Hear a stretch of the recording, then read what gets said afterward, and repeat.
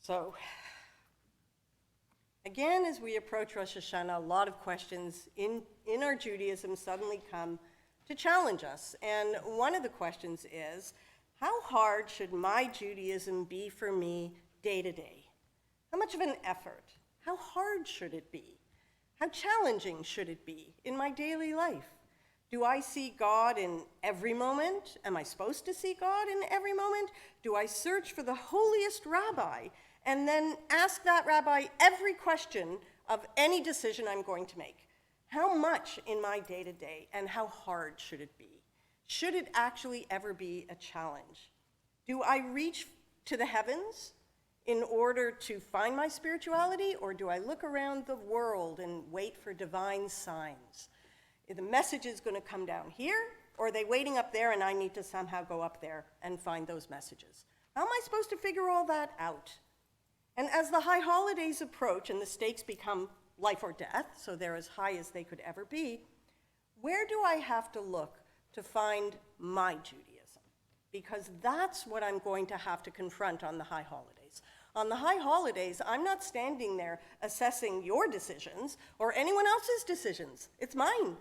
And so somewhere along the road, I had to ask myself, well, where did I find my Judaism? How far was it? How hard was it?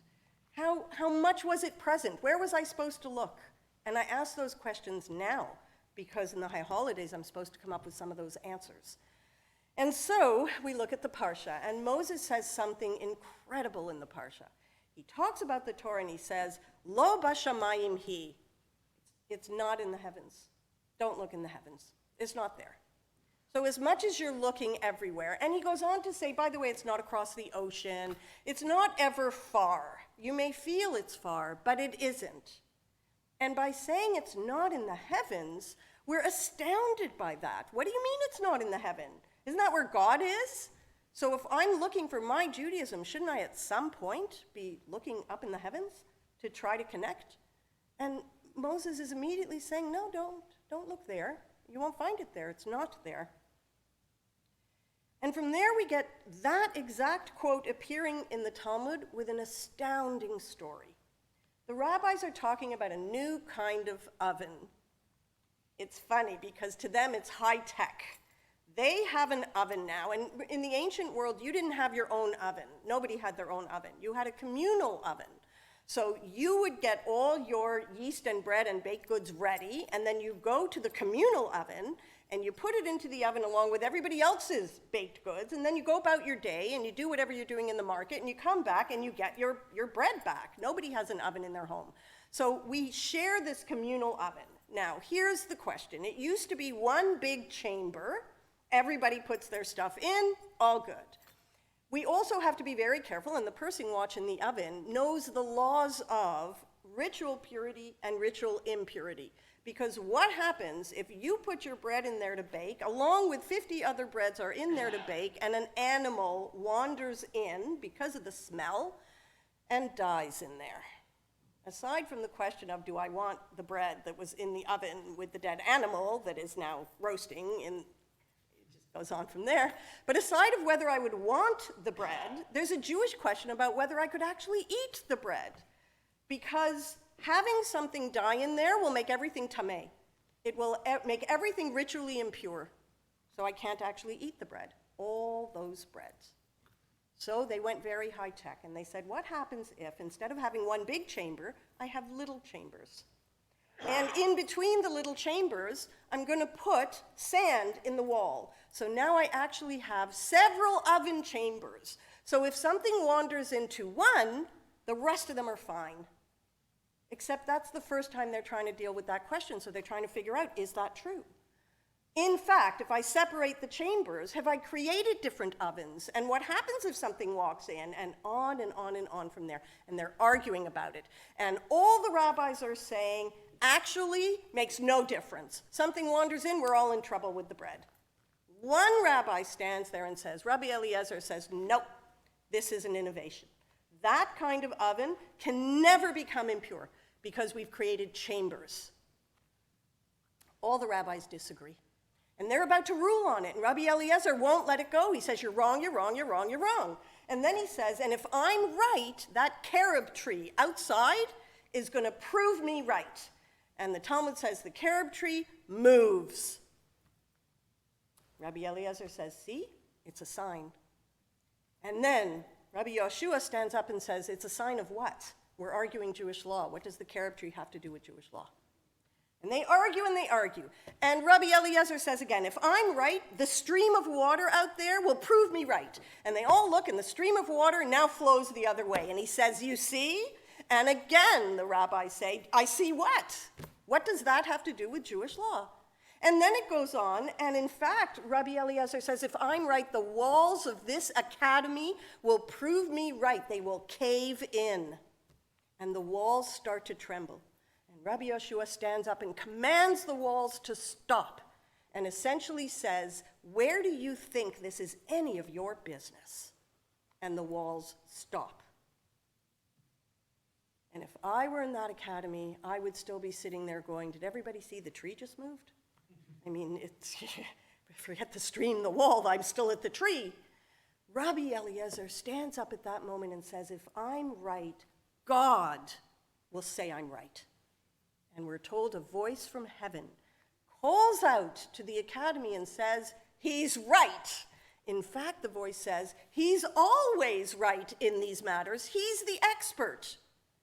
Rabbi Yoshua stands up to God and says, it's not in heaven. Quoting this week's Parsha, saying to God, I'm sorry, that's interesting that you're telling us Rabbi Eliezer is right, but you don't get a vote anymore. It's not in heaven. You don't get a veto. You don't get to tell us how we're supposed to have Torah in this world. If you wanted Torah and you're going to be the expert, God, and you're going to be the final say and the final veto, you should never have given it to us. You put it in our hands. It's incredible that God is being dismissed in the Academy of the Sages. And the rabbis are saying, you told us to decide by the majority. You didn't tell us to search for absolute truth. So we're not interested in if you think Rabbi Eliezer is right or not. He didn't convince us. He has to convince the majority. And in fact, the ruling goes against Rabbi Eliezer, against the voice from heaven and God, and goes to the majority, and the ruling stays with the majority. When we look at that, and it really is a pivotal moment in the Talmud, the statement of being able to say, Judaism is not in heaven. The Torah does not sit in heaven. God chose to put it into our hands. So we are the ones who determine how it will now move into the world. We don't look for signs from God because they don't matter. It doesn't mean they're not there, and they can be very inspiring, and they're wonderful for our souls, but in terms of how Torah and Judaism will express in the world, it doesn't matter, because the Torah was given to us. It's incredibly empowering, and at the same time it means I've inherited this immense responsibility of keeping it relevant in the world around me. Because if I don't, I'm not waiting for God to do that. This Talmud just told me that's not going to happen. We have to keep the discussions going. We have to keep the discourse and the arguing going, because that's Torah. That's what was placed into our hands. That's how we make it work. So in fact, it now makes us ask ourselves those questions from the very beginning. Where is relevant Judaism in my home? Is it far? Is it somewhere I can't reach it? Do I think it's up in the heavens? Am I looking around at other Jewish people and saying, well, they seem to be doing it so differently, so I guess I got it wrong, so, oh well. Because everything about what we've just discussed says that's not the process we were taught. The relevant question of, where is Judaism in relevant issues in my home? Where is it relevant in my day, mine personally?